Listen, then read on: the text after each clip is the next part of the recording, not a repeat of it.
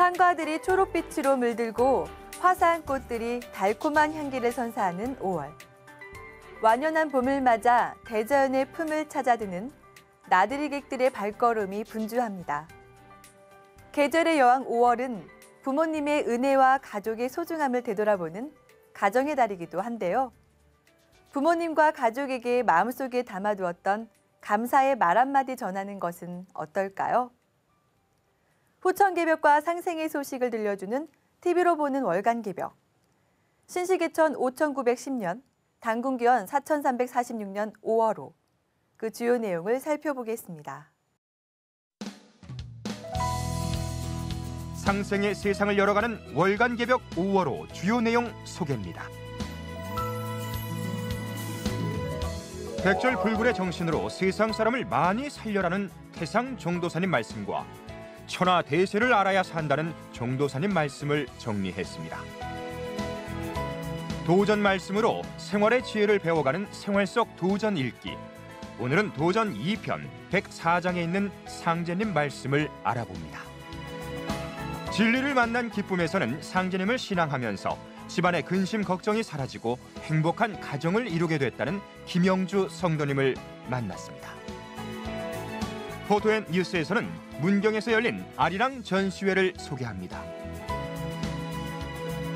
전국 문화여행답사에서는 세계 각국의 주거 문화를, 세계 지역 문화 탐방에서는 유라시아의 맹주, 러시아를 소개합니다.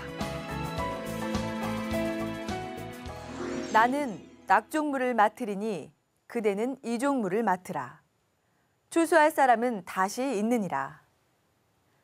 상제님 대도진리가 이 땅에 뿌리 내리고 열매 맺는 전 과정에 대한 태모 고수부님의 말씀인데요. 상제님 대도진리가 이 세상에 펼쳐진 생생한 역사를 안운산 태상 종도사님 말씀으로 알아보겠습니다.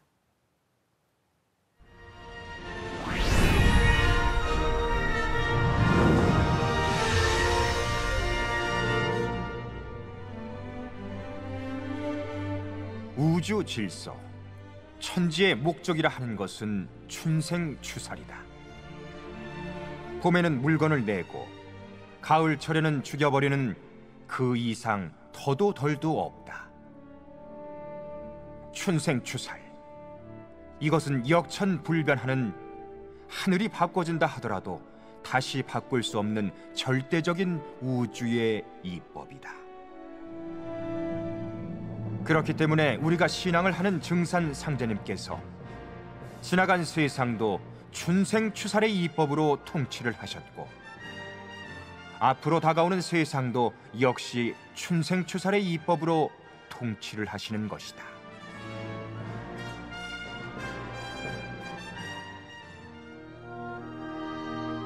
독행천리의 백절불굴이라.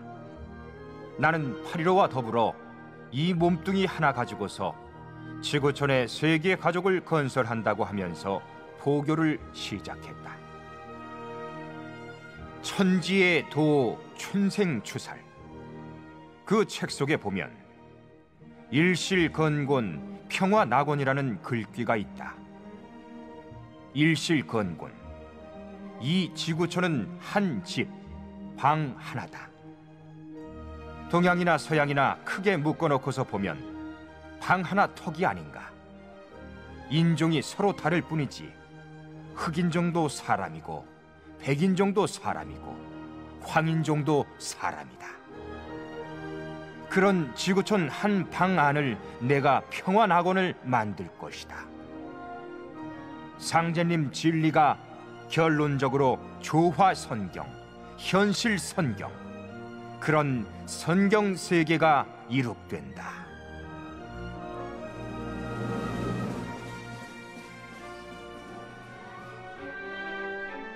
자기의 몸은 시조 할아버지, 할머니서부터 물려받은 것이다. 조상의 재산을 물려받았다고 해서 유산이라고 하듯이 우리의 몸은 여러 천년 전 조상님으로부터 물려받은 몸뚱이니 유체다. 그러니 자기의 몸을 함부로 알지 말고 소중하게 알아라. 그 몸뚱이가 이번에 열매를 맺느냐, 열매를 못 맺고서 그냥 없어져 버리느냐 하는 것이 결정이 난다. 증산도는 내 조상의 음덕을 바탕으로 해서 신앙을 한다. 내 조상을 하나님으로 받들고 모셔라. 그리고 그 다음으로 지나간 세상 역사를 둘둘 뭉쳐서 새 세상을 개창하신 옥황상제님, 증산상제님을 받들어야 한다. 앞으로는 경천위지, 하늘을 쓰고 도리지를 하는 사람이라 하더라도 상제님의 진리권의 수용을 당하지 않으면 절대로 살아나갈 수가 없다.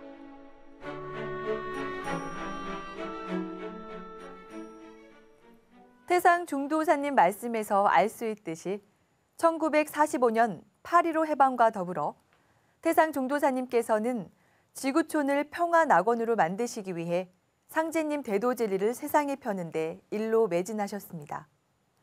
증산상제님께서 병든 천지질서를 바로잡아 후천 가을 상생의 세상을 여시기 위해 집행하신 천지공사는 크게 세운공사와 도운공사로 나뉘어지는데요. 그 중에서 도운공사는 상제님 진리가 전개되어 후천 성경을 건설하기까지의 과정을 짜놓으신 것을 말합니다. 도운은 상제님께서 어천하신 이후 개창, 성장, 결실의 과정을 거치게 됩니다. 상제님의 종통을 계승하신 태모 고수부님께서 첫 도장을 여신 이후 일제시대 증산도 제1의 부흥기에는 무려 700만이 넘는 구도자들이 증산상제님을 신앙했습니다. 증산도 제2변 도운은 추수할 사람은 따로 있다. 태모님 말씀에 따라 안운산 태상종도사님께서 해방과 더불어 도운의 새 시대를 여시면서 시작됐습니다. 독행천리의 백절불굴이라. 나는 8.15와 더불어 이 몸뚱이 하나 가지고서 지구촌의 세계가족을 건설한다고 하면서 포교를 시작했다 하는 말씀처럼 상제님의 이념을 새로 선포하신 태상 종도사님께서는 1950년 6.25 동란 직전까지 수십만에 신앙하는 제2의 증산도 부흥시대를 여셨습니다. 그리고 1974년과 1975년인 갑인 을묘년, 가불로 기도하라는 상제님의 천명에 따라 안운산 태상 종도사님과 안경정 종도사님께서는 제3변 결실도운을 개창하셔서 지금에 이르고 있습니다. 지난 100년 도운의 역사를 거쳐 증산도가 상제님의 천지대도를 바탕으로 선천의 묵은 역사를 마무리 짓고 후천 상생의 새 역사를 열게 된 것입니다.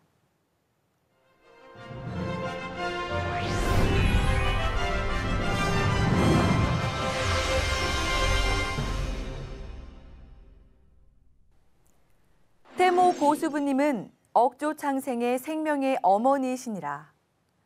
수부님께서 후천 음도운을 맞아 만유생명의 아버지이신 증산상제님과 합덕하시어 음양 동덕으로 정음정양의 새천지인 후천 5만년 조화성경을 여시니라.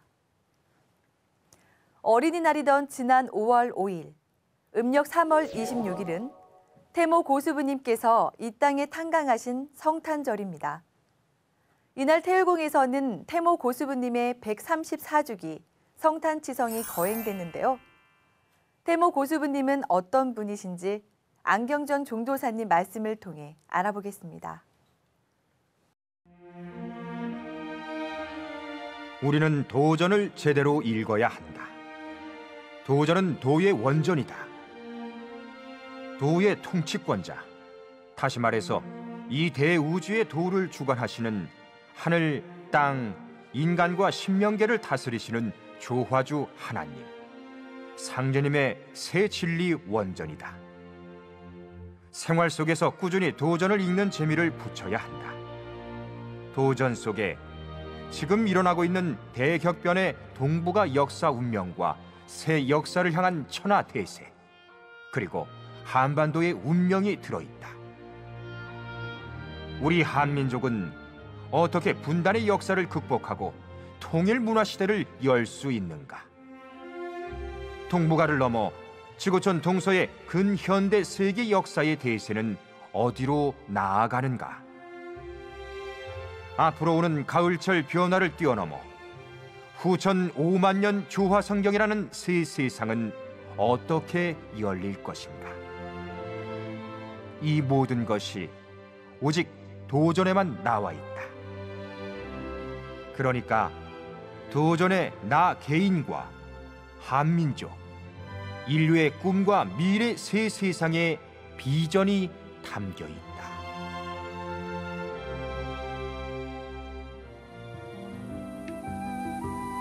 선천은 양의 시대로 남성 문화가 주류를 이루지만 가을은 정음 정양 도수가 열려서 남녀 동권 시대가 된다. 여자 중심도 아니고 남성 중심도 아닌 동권 시대다. 그래서 아버지 하나님이신 상제님도 당신님의 반려자인 어머니 하나님을 동반해서 동방 땅에 오셨다. 그리고 수부 도수로 천하 만민을 살리는 종통 대권은 나의 수부, 너희들의 어머니에게 맡긴다고 하셨다. 그러니 수부를 부정하는 자는 상제님 진리의 근본을 어그러뜨리는 난법이다. 결코 열매를 맺을 수가 없다. 이 수부의 위격과 수부의 진리 대권과 종통 계승의 상제님 말씀을 그대로 전하는 곳은 증산도뿐이다. 수부 사명을 통해서 지구촌의 모든 인간이 진정한 가을철 인간으로 거듭 태어난다.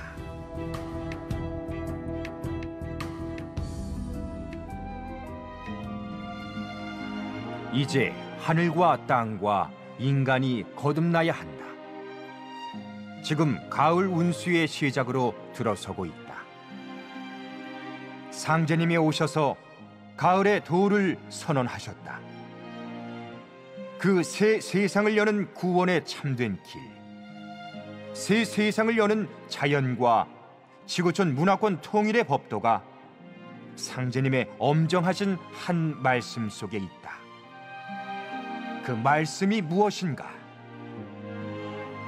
이때는 원시 반본하는 시대라.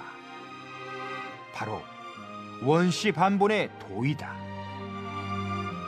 한마디로 모든 인간은 뿌리를 찾아야 산다. 그러니 조상을 바로 세워라. 민족의 뿌리 역사를 바로 세워라. 나아가 진리의 근원, 이 우주 역사의 근원에 계신 통치자 하나님, 상제님의 도를 만나라는 것이다.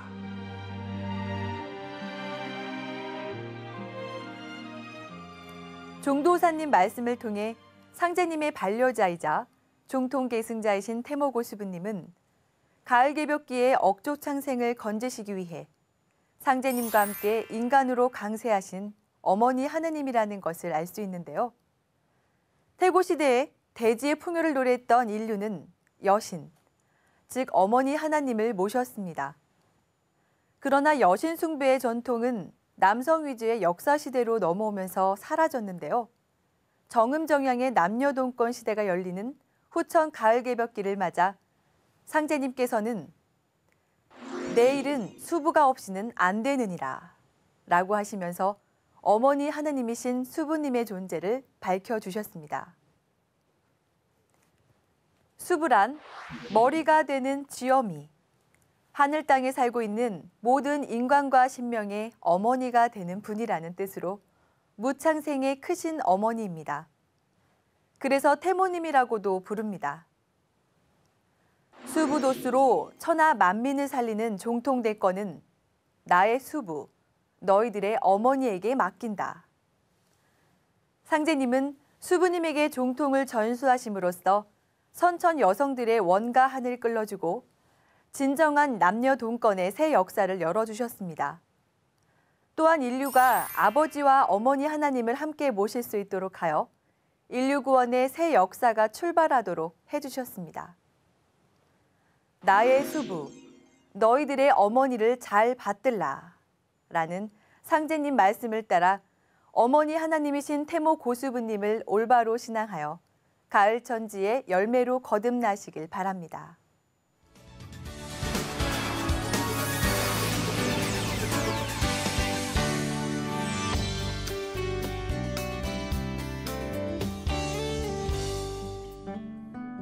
세상을 살다 보면 다양한 사람들과 만나게 되는데요.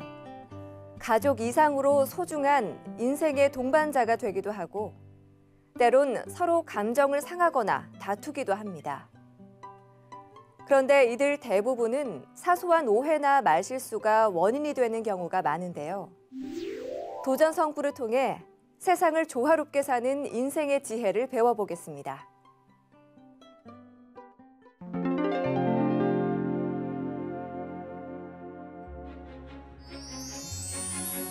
어떤 사람을 대하든지 마음으로 반겨 잘 대우하면. 안녕하세요. 반가워요. 진심이에요. 그 사람은 모를지라도 신명은 알아서.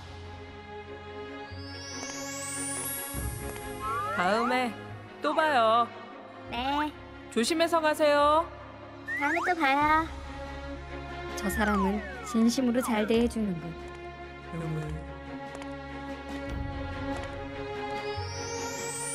어디를 가든지 대우를 잘 받게 되느니라. 어서 오세요. 식사는 하셨어요? 나를 이렇게 잘 대해주시다니.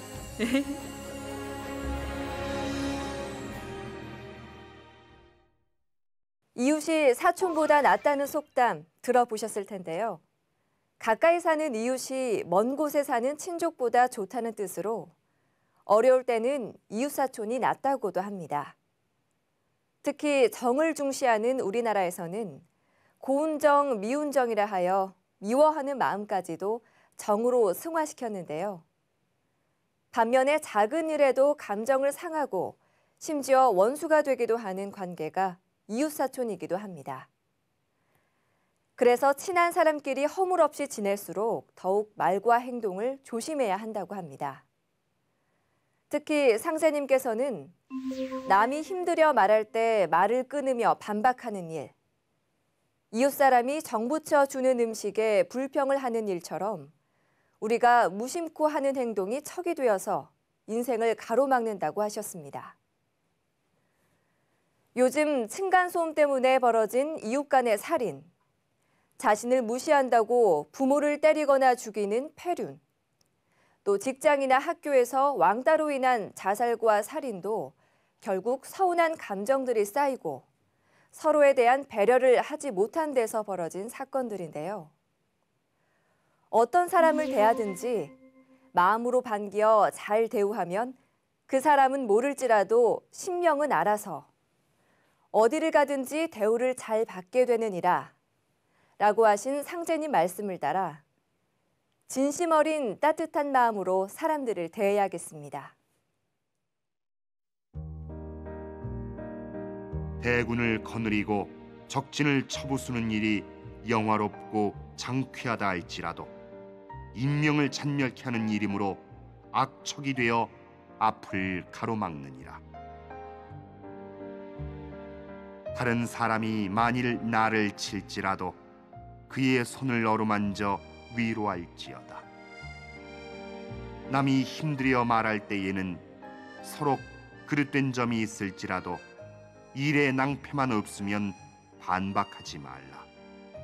그도 또한 척이 되느니라. 이웃 사람이 정붙여주는 음식이 비록 맛이 없거나 먹고 병들지라도 사색을 내지 말라. 오는 정이 꺾이어 이 또한 척이 되느니라. 어떤 사람을 대하든지 마음으로 반겨 잘 대우하면 그 사람은 모를지라도 신명은 알아서 어디를 가든지 대우를 잘 받게 되느니라.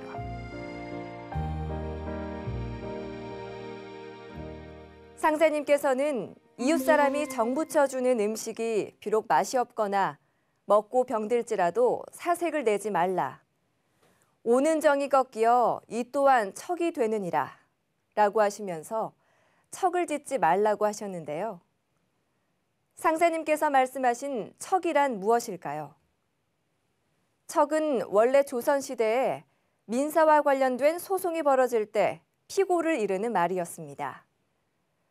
그래서 다른 사람을 고소하여 피고로 만드는 것을 척지다라고 하는데요. 소송을 걸어 싸우면 결국 서로 원망하는 사이가 되므로 척지다라는 말이 다른 사람과 원수지간이 되다라는 의미로 발전한 것입니다. 즉 남에게 원한을 맺게 하여 그 사람과 원수지간이 되는 것을 척짓는다고 하는 것입니다.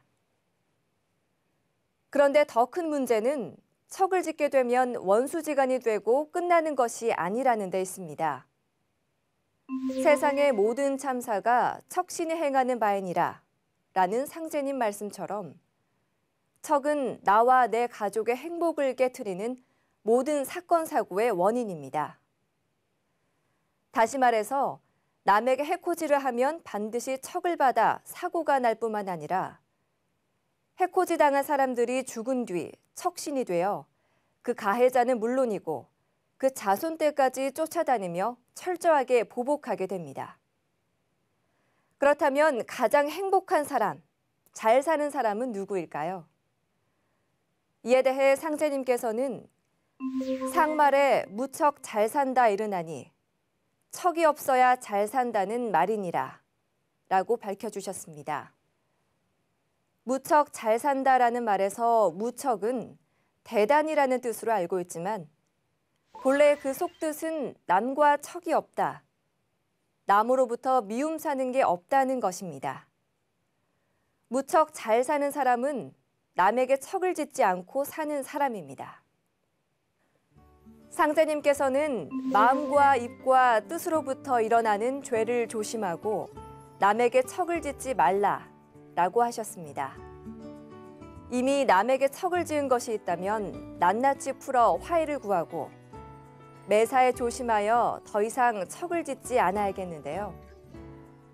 이를 위해 가족과 친구, 이웃 등 가까운 사람들에게 먼저 따뜻한 말과 배려를 하는 것은 당연하겠죠. 시청자 여러분도 상제님 말씀을 마음속에 깊이 새기고 실천하여 무척 잘 사는 사람 되시길 바랍니다. 가족이 신앙을 하며 화목한 가정을 이루는 것은 누구나 바라는 일일 텐데요. 진리를 만나는 기쁨에서는 상제님을 신앙하면서 집안의 근심 걱정이 사라지고 행복한 가정을 이루게 됐다는 김영주 성도님을 만났습니다.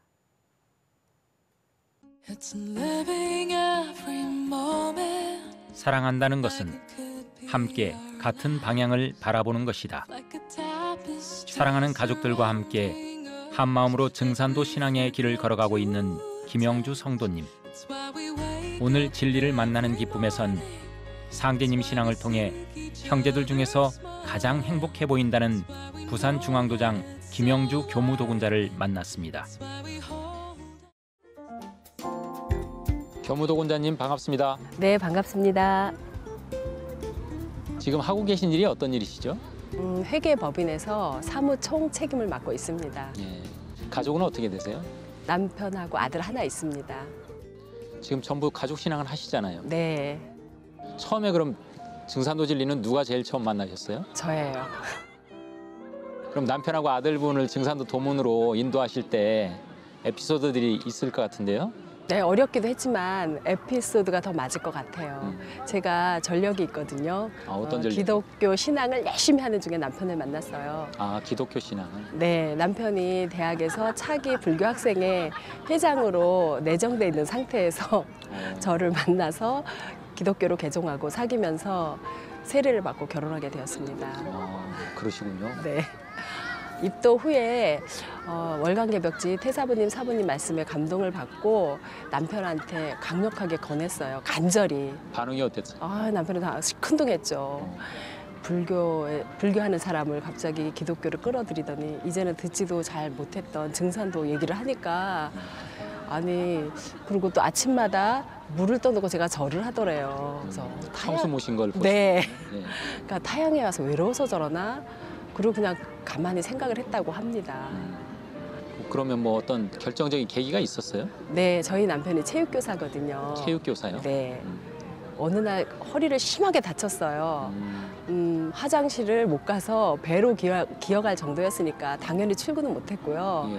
운동한 후배가 없고 질질 끌고 한의원에 가서 침을 맞췄는데도 차도가 없었어요. 그러면서 그때 저한테 너무 아프니까 연고를 발라달라고 하는 거예요. 연고를? 네. 그래서 제가 그 연고를 이렇게 바르면서 그때 제가 뭐 증산도 공부를 하다 보니까 속으로 태울 줄을 3번쯤 읽었을 때 남편이 갑자기 소리를 팍 지르면서 아 뜨거워 이러는 거예요. 그래서 화를 내요. 어떤 뭐 반응이 있었나 보네요? 네. 제가 너무 화를 내니까 제가 쫄아가지고 목이만한 소리로 왜 그래 나 태울 줄 3번밖에 한 거 없는데. 예. 그러고 나서 그 다음 날 아침에 씻은 듯이 나와서 학교 출근을 했습니다. 그러면 남편분이 네. 태울주 3번 만에 태울주의 강력한 기운을 체험을 하신 거네요? 네, 저도 놀랬습니다. 그러면서 그때는 증산도 얘기를 하면 뭐 시큰둥하고 반응도 없던 사람이 예. 또 원래 말이 없거든요. 혼자 깊이 생각을 했었겠죠. 그러더니 어느 날 진지하게 저에게 얘기를 하는 거예요. 어떤 얘기를? 그날 자기 허리를 제가 이제 그 마사지를 할 때 아주 뜨거운 다리미를 꼭 누른 느낌이었다고. 그래서 돌아보니까 도리 엄마 손에 아무것도 없었다고. 증산도에 뭐가 있는 것 같아. 오늘 저녁에 도장에 가보자. 그래서 제 입도 후 4개월 만에 남편이 입도를 했는데요. 입도한 후에는 남편이 더 태울주 수행을 적극적으로 해서 체험도 하고 해서 자기가 신유를 해주러 다녀요. 아 그래요? 누구한테 네. 그렇게 신유를 해주러 다니는? 뭐 확신에 차가지고 그 동네 이웃 직장에 신유를 해주는데요. 예. 체육교사라고 했잖아요. 예. 이제 학교에서 학생들에게 태울주로 크고 작은 병을 고쳐주다 보니까 소문이 퍼지면서 아이들이 조금만 아파도 학교에 우리 남편한테 찾아오나 봐요. 태울주 전도사가 되셨네요. 네, 그렇습니다. 그러면 결국은 태울주 기운을 통해서 네. 남편분은 입도를 하게 되신 거군요. 그렇죠. 예. 그 태울주 3번 만에. 예. 예. 아드님은 어떠세요? 저희 아들은 제가 증산도 신앙을 하면서 아들을 증산도 도장에 풀어놓고 학교 성적에는 별로 관심을 안 가졌었어요. 예. 근데 고등학생이 됐는데 학교로 37%에 입학을 한 거예요. 그래서 이거 좀 창피하겠는데 우리 아들이 이제 군대 가 있으니까. 좋은 얘기로 마무리해 주시면 되잖아요. 알겠습니다. 근데 고등학생이 되니까 이제 신경이 쓰이는 거예요. 저희 가족 셋이 전부 다 증산도 하는 것을 온 친척이 다 알고 예. 특히 제가 기독교 하다가 증산도로 개정한 후에 저를 아주 좋지 않은 시선으로 쳐다보는 친정 식구들한테 내가 잘 되는 모습을 보여줘야 되겠다는 생각이 들어서 작심 기도를 시작했습니다. 좀 재밌는데요. 우리 아들이 공부를 못하면 상제님 망신, 내 망신, 증산도 망신, 우리 집 망신. 망신은 망신이죠. 예. 그리고 사부님 도움 말씀 중에 집중해서 학교 수업만 잘 들으면 학교 성적은 충분히 향상된다와 아들과 배 이야기 그 말에 힌트를 얻고 반복 주문을 만들어서 아침마다 등교 인사를 시작했습니다. 어떤 인사인데요? 눈은 초롱초롱, 귀는 쫑긋쫑긋. 선생님 말씀 잘 듣고 태울주 잊지 마세요. 아침마다 했어요. 고등학생한테요? 네. 그래서 2학년, 3학년이 되면서 학교 성적이 점점 향상되고 문과에서 수능 성적 1등으로 졸업하게 되었어요. 큰 효과를 봤네요. 정말 신기하죠. 그럼 지금은 누구보다도 신앙을 아주 더 열심히 할 것 같은데요? 제 아들 얘기가 학교 선생님들 사이에 회자되면서 희망을 주는 학생들한테 희망을 주는 동기 유발 교육 과제로 쓰이고 있다고 합니다. 30년 가까이 신앙했던 기독교. 진실한 마음으로 열정을 다해 신앙했습니다. 그것이 결국 증산도를 만나는 밑거름이 되었다고 생각합니다. 예수님도 증산도에서 말하는 하나님, 상제님께서 내려보낸 분이시구나를 알게 되고 증산도 진례 천지가 인간 농사를 짓기 위해 사계절로 순환한다는 시간의 큰 주기 우주 일련 소식. 비로소 인생의 목적을 깨달으며 행복을 느낍니다.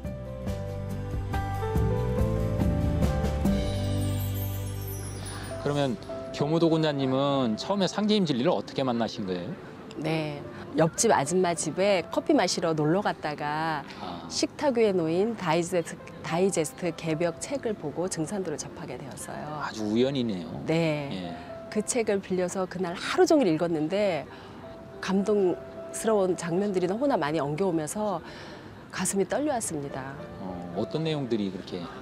전체적인 내용 자체가 다 좋았지만 특히 공자 석가 예수는 내가 쓰기 위해서 보냈느니라 그 말씀에 저는 무너졌어요. 그 상제님의 그 2편 40장 말씀인데. 네. 이분이 진짜 하나님이거나 사기꾼일 거다. 그렇게 생각을 하고 증산도 공부를 하게 되었어요. 혹시 내가 현혹된 건 아닐까? 그런 생각도 하고 다시 성경을 읽게 되었어요. 네. 그러니까 성경 말씀과 증산도 공부를 병행하면서 예. 예수님도 증산도에서 말하는 하나님, 상제님께서 내려보낸 분이시구나를 알게 되고 증산도 진리에 완전히 매혹되어서 증산도 공부를 물불 안 가리고 시작하게 되었습니다. 참 하나님의 존재에 대해서 느끼시게 된 거군요. 네, 특히 기독교 신앙을 했기 때문에 아마 그 말씀이 더 충격적이었을 거예요. 네. 결정적으로는 태사부님 말씀에서 이렇게 입도 결심을 하셨다고요? 네, 태사부님 도훈을 듣고 그때 부산 동아대학교 석당홀에 태사부님께서 내려오셨는데 예. 내려오셔서 제가 도훈을 듣게 되었는데 여태껏 제가 들었던 수많은 설교와는 비교할 수 없는 완전히 다른 경계의 말씀이셨습니다. 예. 도훈을 마치고 돌아오는 길에 태사부님을 향한 끌리는 마음과 함께 그 어둑한 길을 걸으면서 제가 결심을 하게 되었어요. 나는 증산도 신앙을 꼭 하리라고. 그리고 대망의 입도를 하게 되었습니다. 그 남동생이 전화했다는 얘기는 뭔가요? 공항에서? 네. 저희 남동생이 환경 박사인데요. 예. 그 당시 세계 환경 포럼 등 정부 대표로 국제 회의를 많이 다녔어요. 예. 그때 1년 코스로 미국 연구원 교환을 가게 되면서 저한테 전화가 온 거예요. 예. 좀 재밌는데 누나 나 지금 인천공항인데 예. 나 지금 미국 가도 돼? 그런 거예요 박사가.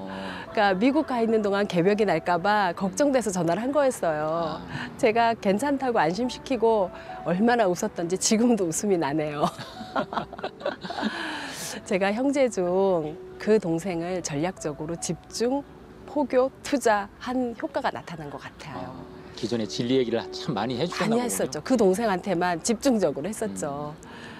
제가 이제 뭐 기독교 신앙하다가 증산도 신앙을 하니까 저희 가족들, 특히 친정 식구들은 그 부분에 대해서 아주 뭐 탐탁지 않게 생각을 하고 네가 가봤자 얼마나 가냐 뭐 이런 식으로 저를 주시했던 모든 형제들이 지금은 좀 달라졌어요. 저를 대하는 태도가. 그리고 특히 우리 둘째 언니하고 며칠 전에 통화를 했는데요. 예. 이제 이런저런 얘기 끝에 언니가 그러는 거예요. 영주야, 너는 증산도해서 잘 사는 것 같아. 네가 우리 형제 중에서 제일 행복해 보여. 저 증산도 만나서 성공한 여자인 것 같습니다. 그런 표정이 다 드러나시는 것 같아요. 네, 감사합니다. 열정적 에너지로 충만했던 지난 시간들. 중년의 나이에 접어들며 인생과 신앙을 잠시 되돌아봅니다. 기루아 개 길실하고 흉화 개 흉실이라. 좋은 꽃을 피워야 좋은 열매를 맺는다는 상제님 말씀처럼 증산도 신앙을 통해 제 인생의 꽃을 피워 좋은 결실을 맺고 싶습니다.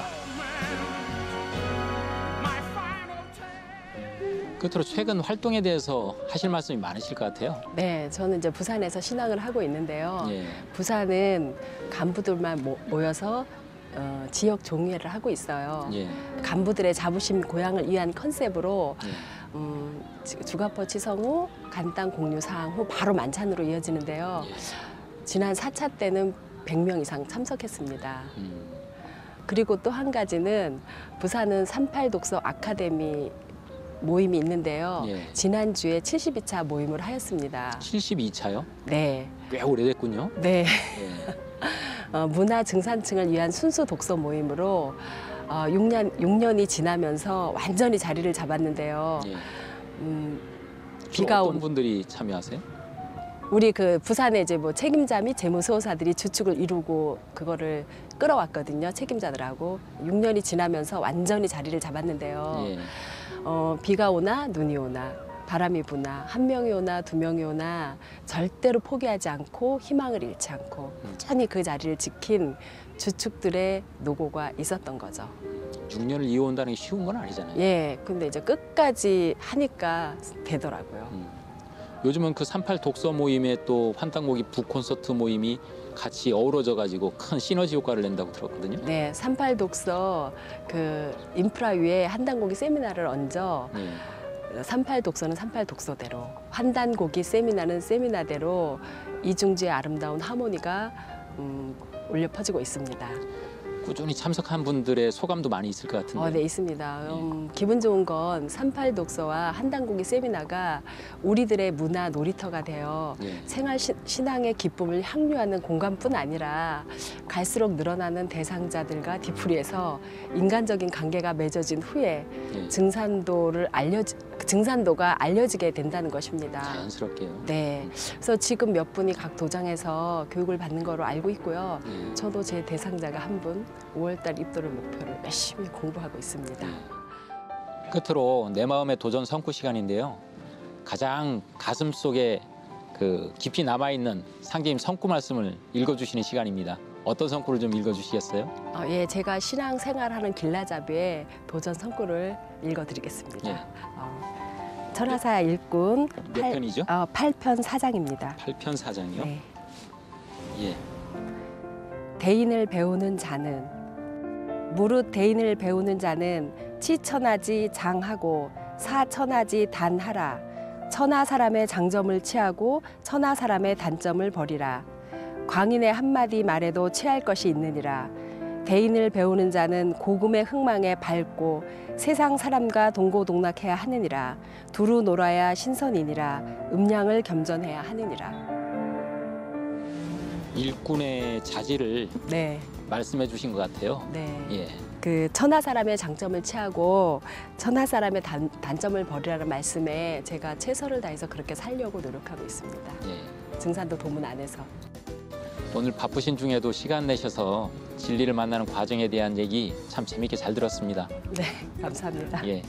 앞으로 상계임 태모님의 성령의 은혜가 늘 함께하기를 기도하겠습니다. 고맙습니다. 감사합니다.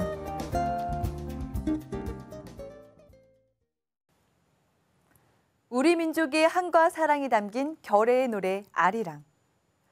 지난해 아리랑이 세계문화유산에 등재되면서 아리랑에 대한 관심이 더욱 높아지고 있는데요. 문경세제에서 아리랑의 역사를 만날 수 있는 아리랑 기획전이 열렸다고 합니다. 함께 영상으로 만나보시죠. 아리랑 아리랑 애절한 가사와 선율에 우리 민족의 사랑과 애환을 담고 있는 아리랑. 즐거울 때도 부르고 슬플 때도 부르는 아리랑은 우리의 역사이고 문화이며 삶입니다. 아리랑은 길 위의 노래이고 고개의 소리입니다. 사람과 사람이 만나 하나 되는 아리랑 고개는 전 세계가 사랑하는 화합의 고개입니다.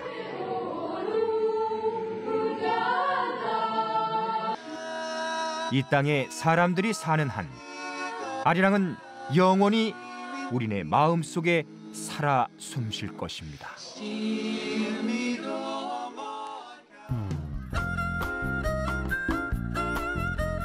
백두대간을 따라 펼쳐진 천혜의 경관 속에 역사와 문화의 숨결이 가득한 아리랑의 고장 문경. 기쁜 소식을 듣는다는 이름 그대로 이곳엔 귀로 듣고 눈으로 보는 즐거움이 가득합니다. 한때 경북 최대의 석탄 생산지였던 문경에서만 만날 수 있는 철로 자전거도 그중 한 곳입니다. 과거 석탄을 실어 나르던 폐철도를 활용한 레일 바이크를 타고 문경의 수려한 경관과 옛 탄광도시의 정취를 맛볼 수 있습니다.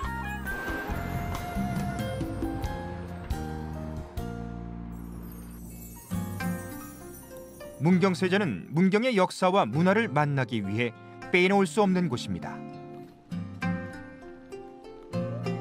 주흘산과 조령산 사이 백두대간 마루를 넘는 문경세제는 조선시대 영남지방의 특산물과 사람이 오르내리던 길목이자 문화와 국방상의 요충지였습니다.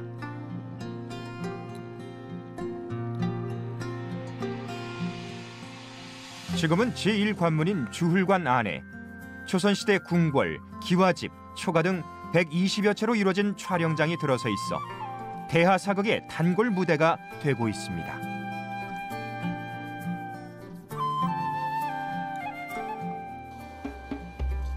과거길에 나선 선비들이 경사스러운 소식을 듣기 위해 넘었던 문경세제. 아리랑 가사의 배경이 되어 더 유명한 이곳에서 아리랑의 모든 것을 한눈에 볼 수 있는 전시회가 열렸습니다. 옛길 박물관에서 열린 길 위의 노래, 고개의 소리, 아리랑 기획전.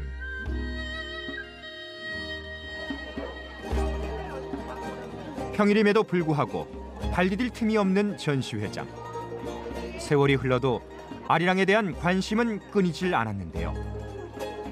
옛것을 잊어가는 현실 속에서 이번 전시회는 아리랑에 대한 관심과 지나온 세월을 돌이켜볼 수 있는 소중한 계기였습니다. 진짜 노래와 같이 아리랑 넘어가는 고개로 떠나서 진짜 우리가 살아오는 그 길 같아요. 제가 생각할 때는. 새롭죠. 느낌이. 젊어서 보던 환경 다 보고 이것저것 보니까 너무너무 새로워요. 옛날 생각 많이 나네. 진짜 옛날 생각 많이 나요. 총 3부로 기획된 이번 전시회에는 국내와 외국에서 수집된 아리랑 관련 서적, 생활용품, 음원 및 영상 등 420여 점이 전시됐습니다. 네, 저희 문경 아리랑이 문경 시민들도 아직 잘 모르고 있고 특히나 이제 전국적으로 문경 아리랑을 잘 모르고 있어서 특별히 이번에 국립민속박물관에서 아리랑 특별전 기획을 공모를 해서 저희가 이제 박물관에서 공모전을 내서 당첨이 돼서 이제 시민들에도 알리고 전국적으로 문경 아리랑을 알리기 위해서 같이 공동기획 전시를 하게 되었습니다. 근래 민간에서 채록되어 아리랑의 유래를 밝혀주고 있는 문경세제 아리랑. 문경세제 아리랑의 첫 소절을 헐버트 박사가 1896년에 옮긴 서양식 악보에서 접하는 것은 또 다른 놀라움입니다. 고종의 밀사로도 활약했던 그는 영어 악보에 아르랑이라는 한글 표기도 덧붙였습니다. 조선 말 학자인 황현은 매천 야록에서 아리랑을 고종 황제가 즐겼던 노래로 소개하고 있습니다. 임금이 밤마다 등불을 켜놓고 황제들을 불러 신성 연곡을 연주하게 한 것이 바로 아리랑 타령이다.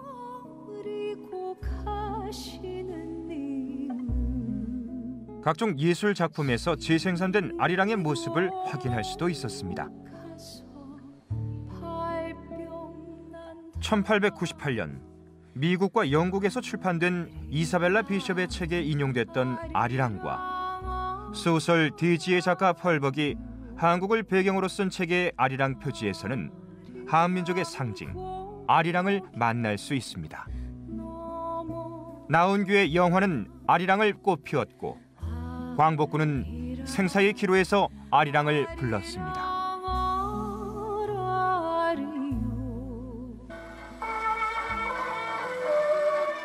수많은 가수들이 각자의 소리로 대중가요 아리랑을 창조하면서 불멸의 아리랑으로 승화됐습니다.